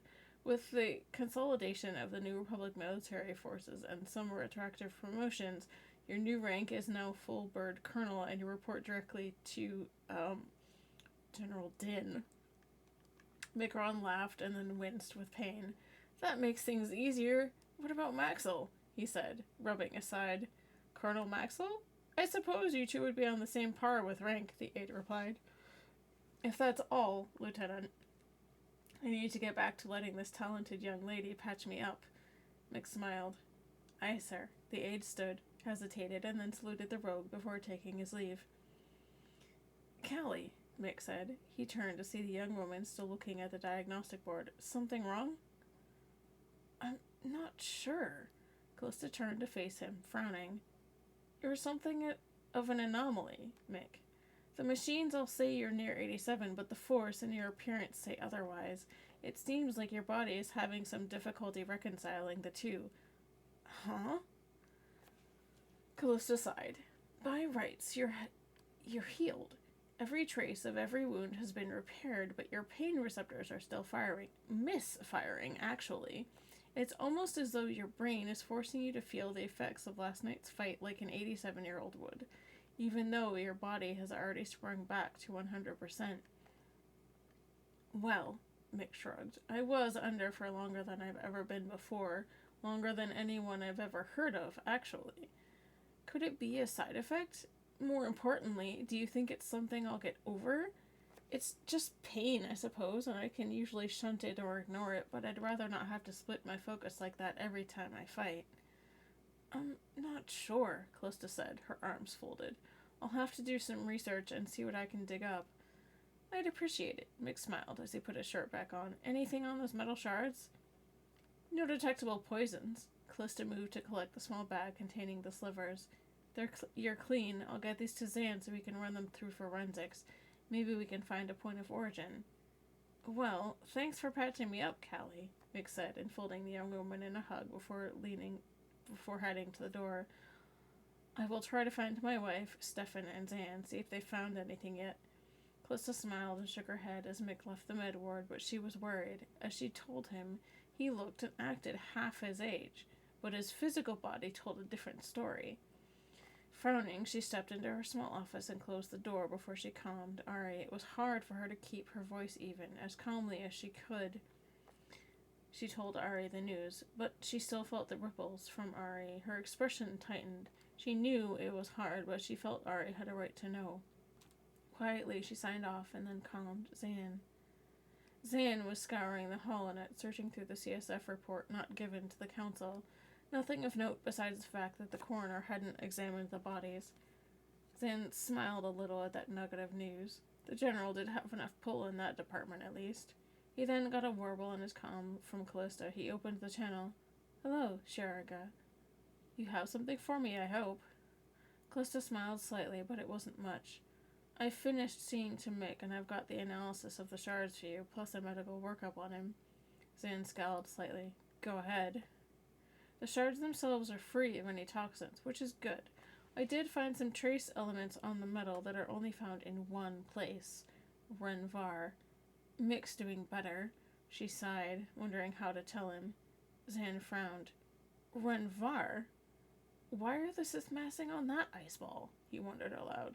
"Nothing else, Caliga?" She swallowed. "I have no idea, but it's been a Sith-held world for quite some time. As to the rest," she sighed. "Medically, Mick's fine. He looks and acts like a man who's around 35 or so, but physically, it's taking him a lot longer to bounce back. His physical body is that of a man roughly 70 or 80, even though he doesn't look it. There are some side effects of hibernation, I would guess. I've spoken with the general already about it." Zan scowled. "Interesting. Not really info I need for my case, though." He smiled a bit. "But that doesn't mean I'm less concerned." "I thought you should know. Just, I don't want him doing too much. Not that we can stop him, though." She sighed. "Did you want to run forensics on those shards?" Zan nodded. "I do, but I think one of the other Padawans can do that for us. I need you and Althea for something else." She quirked an eyebrow. "I can get her. She's working in the ward right now. What did you need?" "Thankfully, CSF didn't get the coroner in action on the Sith bodies. The general put the freeze on them in time. I want you two to check their bodies for anything of note." Her eyebrows rose again. "Are you expecting us to find something in particular?" He made the body sorry. He made the facial expression equivalent to a shrug. "I'm unsure, but I don't want to rule anything out. Besides, you and Althea need some time together, and I could see you afterward, but for now, you two look over the bodies and I'll tear a strip off of CSF." She chuckled. "All right then. Any ECA on when the bodies will be here?" She held up a hand as her temple comm went off. It was the sergeant-at-arms. "Healer Jassarin, there's a CSF coroner here for you. He's got a bunch of bodies, apparently. I'll have 2 of the security team escort him up." Her mouth quirked. "Thank you."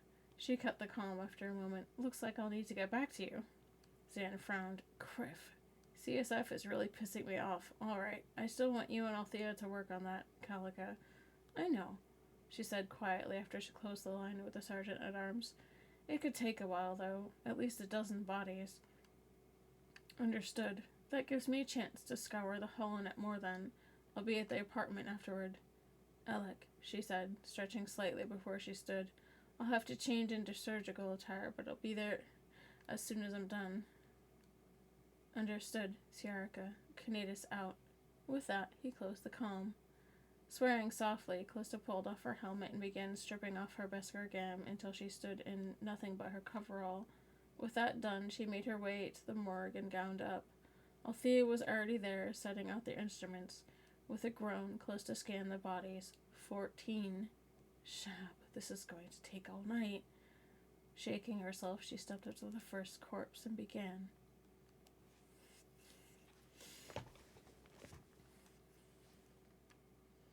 Almost 36 hours had passed by the time she finally sealed up the incision in the last corpse.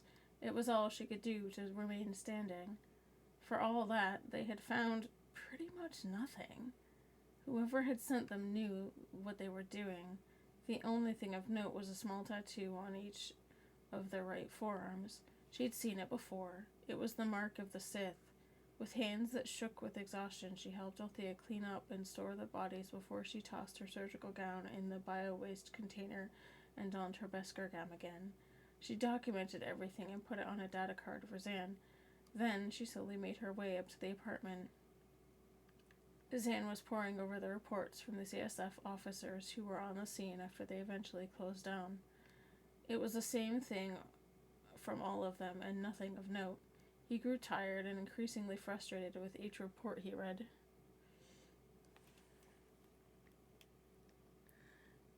He didn't even hear Callista entering the apartment. Quietly, Callista slipped into the apartment, letting the door close behind her. After a moment, she found Zan slumped in front of the terminal. Fighting back a yawn, she slipped her arms around his shoulders and laid her head next to him. Zan embraced her and smiled. Let me guess, as much of a dead end as this flimsy work is?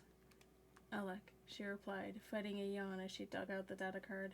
There was nothing there, really, except for a Sith tattoo on each of them. Here. She pointed to her forearm. I've seen it before, on Korriban, but other than that, the bodies were clean. Too much so.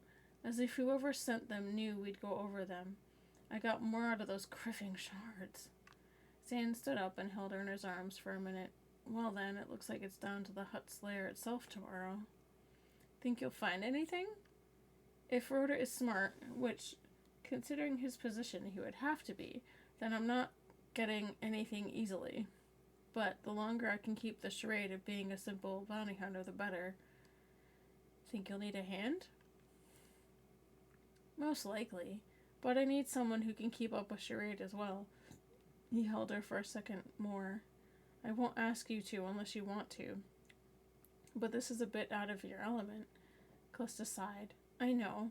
Who were you considering? She asked curiously, kissing his cheek. That's the thing, he said.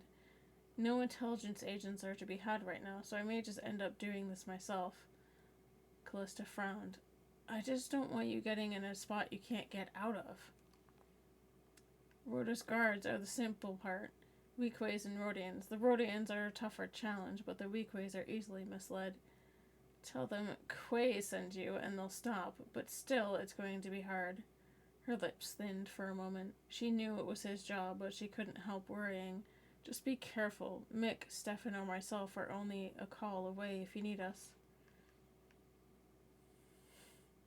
Mick walking into the Revenge is as good as blowing my cover, same as Stefan. I would call on you, but I don't want you to do anything you don't want, he said. Despite the extra hands he could use, he wasn't willing to risk her yet. I want to help you, Zan, she said quietly, kissing him. Just let me know. I've had a little training from the general. If you need the help, I'll go. Zan had to quietly admit to himself that Callista was the only one he could really use in the situation, and the fact that she had breezed through the Mando training said that she was capable. I'm just not willing to risk it, but I will not turn you down if you want in. Callista chuckled slightly. In all honesty, I could use a change of scenery. Being a healer is all well and good, but I've been stuck in the temple for too long. The Revenge is a change of scenery for sure, and the smell will knock you on your shebs if your filters don't work, he joked as he led her towards the bedroom. They both needed sleep, but if you're coming, there will be something good to look at least. She smirked and smacked him playfully on the shoulder. Not if it's obscured by Beskar again. He began carefully stripping off his armor and flight suit and preparing himself for bed. Anyway, I get the feeling there is more to this than some missing sabers and something big. I agree, but we need sleep before tackling it. She yawned and slipped into a sleep shirt before she climbed between the covers.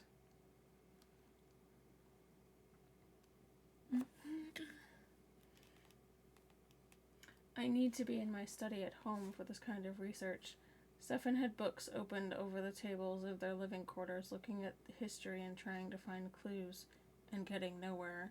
I used to be so good at investigating these things, having to administer the order for so long. It didn't stop him from going on the missions that he had been on, though they were not as frequent, something he knew his wife gave silent praise for. He looked at one of his books and noticed a reference to Ranvar. Remembering what Callista had told him, he grabbed the datapad, which was connected to the main computer system in the temple, and started pulling up all the records that he could find on the planet. While he was waiting, he remembered one of his books talking about Ulic Qualdrama's history. Renvar had been his final resting place. Why would you be there, Bane? Are you still there? They still needed a real grasp of how they saw things, which made Stefan wonder about it and more. He was pursuing a slightly different idea in training and philosophy himself. It was a lot for him, but he had the support of his friends in the Order. His family enjoyed the idea since his praxium would be on Catan. With the drastic evacuation of most of the Jedi temples such a short while ago, things were in constant motion regarding where the Jedi would settle. He kept looking over the files and materials for an hour, and still didn't see a connection to Bane's motives. I'm looking at this the wrong way. I need to refocus, he thought, grabbing his flute as he headed to the Chamber of Thousand Fountains. Renvar. It's almost time, Bane thought as he walked through the corridors, watching his warriors practice, making armor, each with a particular style. He called them all together in the central chamber as he looked over them all. The old Sith believed that warriors only deserved what they were strong enough to take, he told them. Soon we will prove that we are indeed strong enough to take what has always been ours. Almost as one, the warriors raised lightsabers high and let loose a battle cry. Let the Jedi come! Stefan felt it instantly as he had been in deep meditation around the central fountain. He could feel the power and energy at the same time that Bane started inciting his warriors. That's what you want? Stefan thought as he opened his eyes. Do you want to settle everything in this? The following day came far too quickly for Callista's liking. 36 hours without sleep was pushing it, even for her. With a groan and a muttered curse, she pulled the blankets over her head as Zan slipped out of bed. Come on, Calica, he said as he slid out of bed and stretched, groaning as he did so. You said you'd give me a hand today. I know I did, Zanika, but I'm so tired. She rolled over onto her back with her arm over her face. 36 hours is not my idea of fun, Zan growled, and going alone into the hut's den is not mine. He started to dress in his flight suit and armor. But if you still want to revisit your decision, let me know quickly. With another groan, she rolled over and stood. Nish, I said I'd come with you, and I will. Just give me a minute to wake up, she said, stretching before she began to dress carefully. I'll get Behat going. We've got time for that, anyway. All right, Callista finished clipping on her plates after a moment. Behat would be good right now. It'll help me wake up, she told him with a smile before she kissed him. Now, you said that the guards wouldn't be that difficult, but what about when we're inside? I was talking about when we were inside, Sherika, he said. Rhoda is not going to do a thing in the open, Calica. CSF would be crawling all over him if he did. That's true. At least we know what to look for. I did go over the other sabers, so I think I'll be able to pick up the crystals via the Force. It should make it a little easier to find them. Actually getting our hands on them is the challenge, though.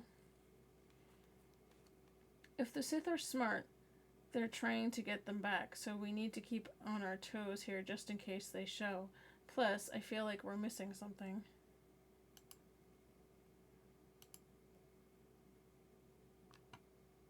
I'm flipping. There we go.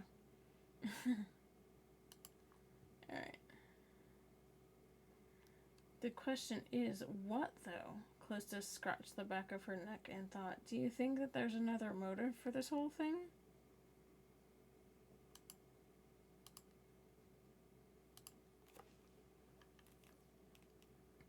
Zan nodded. Rhoda wouldn't take anything unless it suits his interest. I think something caught his attention and he was hoping to use the sabers to play us off the Sith and distract us. Callista frowned. Maybe there was something special about those sabers which he found out. It would explain why the Sith want them so badly. Maybe there's something hidden inside?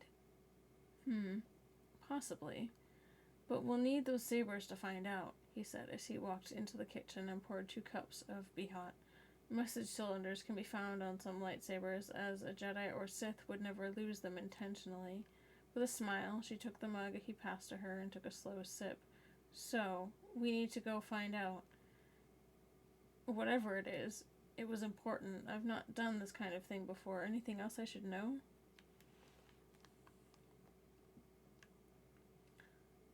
The Din Apartments. She had a tumbler of whiskey on the low table in front of the sofa. There was a glass of coruscant red in her hand. She sipped at the wine and let the crimson liquid sit on her tongue for a bit, relishing the rich berry and smoke flavors before swallowing. The alcohol hit her stomach and spread warmth throughout her body. She wore a blue silk robe tied with a sash. Her hair was straight and pulled up into a loose ponytail that had been tied with a scrap of blue ribbon. She drummed her fingers on the Koshakian pine of the table as her thoughts drifted. Callista's call had been different. The worry she'd felt upon hearing Mick's diagnosis was as natural to her as breathing. The man lived in a near-constant state of life-threatening danger. As a fighter pilot for the New Republic, he flew countless missions, and a single mistake could mean the difference between coming home in one piece or not at all. As a Jedi, he had been tested constantly. From Sith Lords to Dathomiri Night Sisters, the list of enemies of the Jedi was long, and their numbers were endless. Ari always worried, but that worry was always trimmed with the knowledge that Mikron Din would do everything he could to return to her. He was a fighter, like she was. It wasn't the worry that had her thinking, though. Worry she could handle. The attack on that rock-solid idea that Mick would be fine had her mind flitting about like hawk bats riding the Coruscant thermal streams. The concept that Mick's body was old seemed somehow wrong.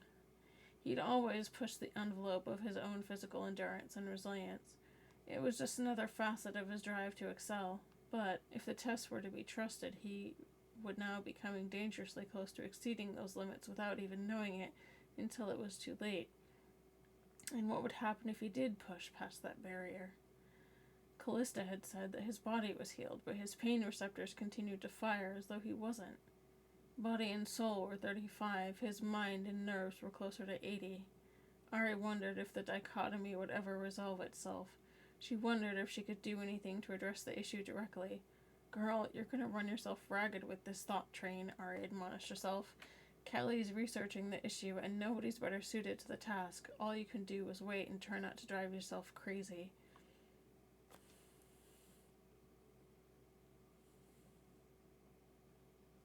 That's good advice. Mick's voice came from the entry hall and broke Ari's line of thought.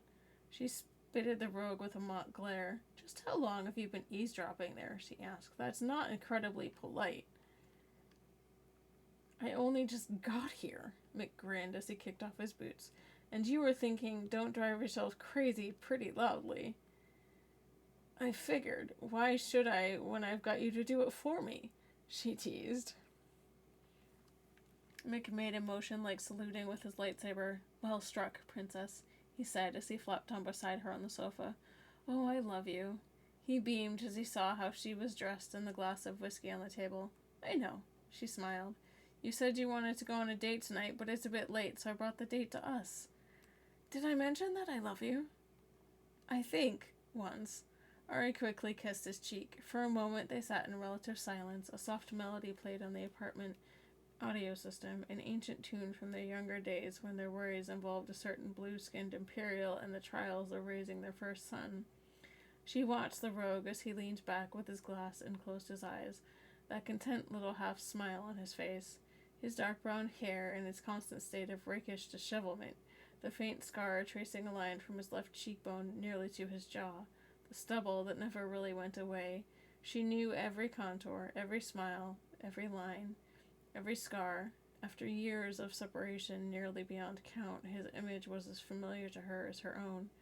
She wouldn't lose him again. Callista calmed, she said, breaking the silence.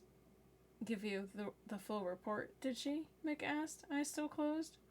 She knows what she's talking about. Ari nodded. The girl's got a gift, Mick. Maybe you should think about, Taking it easy, he finished, turning to look at her. His deep brown eyes drew her in, and she could almost see the flame that burned within him, that fire that fueled him, drove him, and made her love him more and more every time she glimpsed it. Just until we can figure out what's going on with you, she amended. I know you, Mick. You've always pushed a limit. It's what you do, but you always knew where the line was. What happens when you push so hard that you're 10 meters past the line and you don't even realize it? The universe explodes? Mick, I'm serious. I know, Princess, he said. Habit, I guess. As you've often said, you can't break the rules without knowing what they are first. He nodded and looked away, uncharacteristically quiet.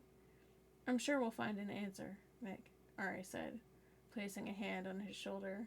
His eyes met hers once more, his gaze penetrating into her soul. You'll always be my hero, Ro, she said with a smile. At last, he laughed and drew her to him in a hug. Self-pity just isn't very becoming, is it? I don't know, Ari laughed. You're kind of cute when you pout. Mick joined her in laughter and kissed her before settling back on the couch. He sipped his whiskey and fished a data card from his front vest pocket before tossing it to Ari. She turned it over in her hand. It bore the seal of the Joint New Republic Military Forces, her seal. So, pause, Mick said with a wink. First, thanks for the post-mortem promotion. Second, what are my orders? So, Lieutenant Krev did manage to catch up with you today? Yep. Mick stifled a yawn. It's terrible, boring procedural stuff, but we got most of it sorted. There are just a couple of minor details to attend to before I sign, though. Oh, Ari arched an eyebrow. And what would those be?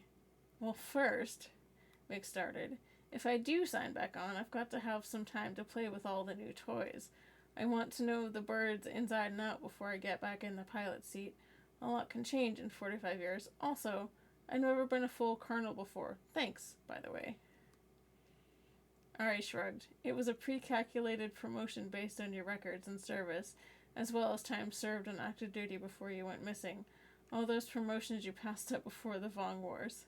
Right, Mick said. Well, what am I going to be doing? You know, being a desk pilot would just kill me outright. I want something that keeps me in the cockpit. I'll do whatever needed, but, well, I'm a fighter pilot. And everybody knows that fighter pilots' egos are fragile, Ari teased. Don't worry, Mick. The official plans are to have you in reconditioning for the next 6 months. After that, well, we'll have to see. I will regret saying this, but you're a pretty big gun to add to the arsenal, and I'm not entirely sure where to point you yet. Mick flashed a smile with only teeth. Ari rolled her eyes. Was there anything else? Yeah, I'm not signing anything until you sign the Firebird back over to me. Nerf herder. Ari smirked. Just who do you think you're married to? I did that yesterday. And we're in an ad. Sorry. We are in an ad. Oh. Oh, man.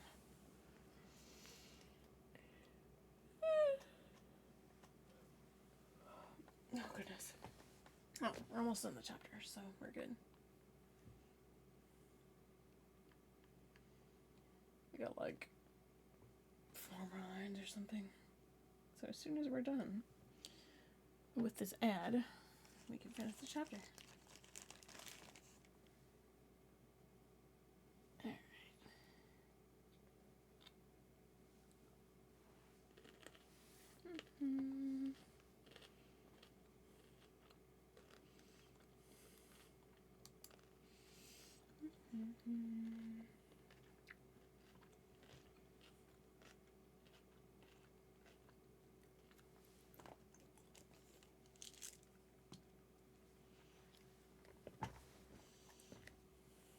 Okay.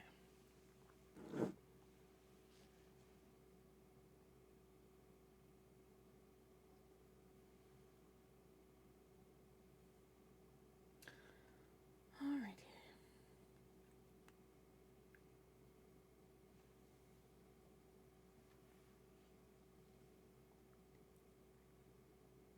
And we're back. So sorry for the ads, but I do appreciate those of you who are hanging around and sticking them out.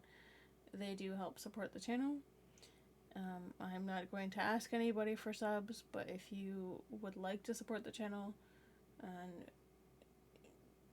you can feel free to subscribe or gift bits or anything like that that you feel impressed to do. I'm not going to demand that anybody do that, but I do appreciate whenever anybody does. So let's finish out the chapter. Alright.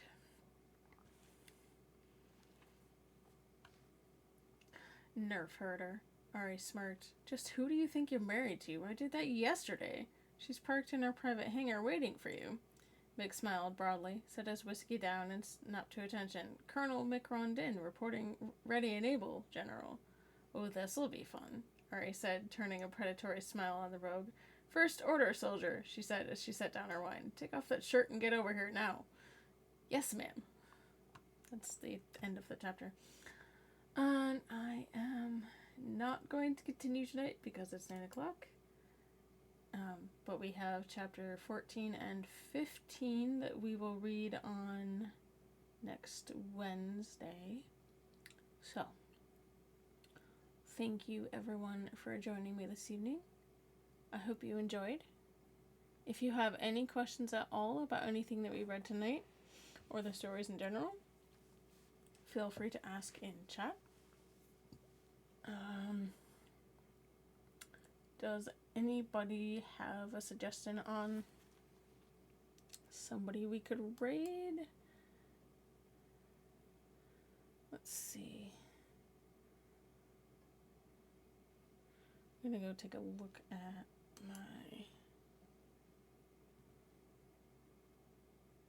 Let's see.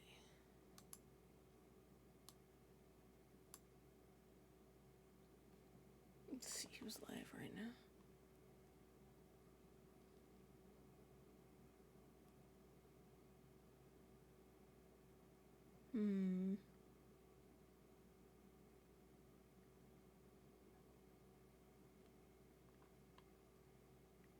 Oh my god.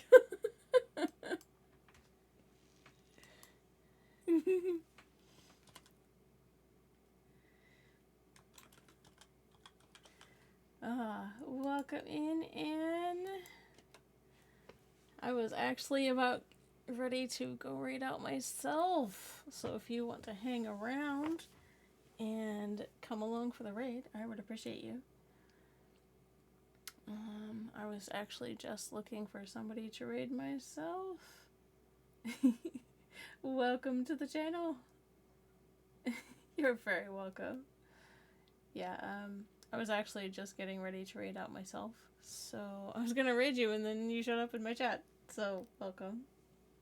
Welcome, welcome, welcome. And welcome to all of our friends that came along with Anne. I appreciate all of you. No, you're fine.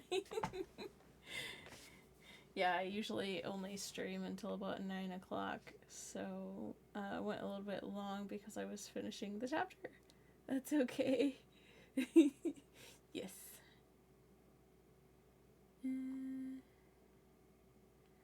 Alright.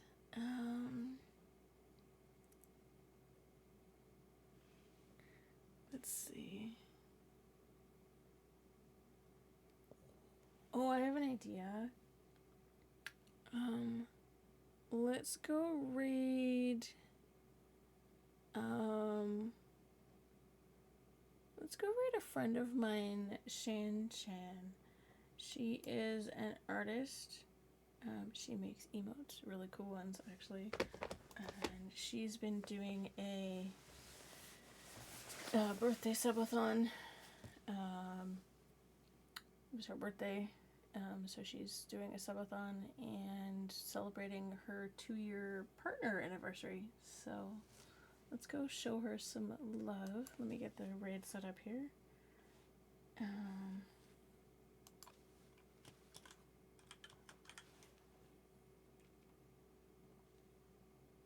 That's my... Oh, it's not letting me copy in here. Ugh. Okay. I was trying to copy it from within OBS and that apparently doesn't work. So I'm gonna here. Alright.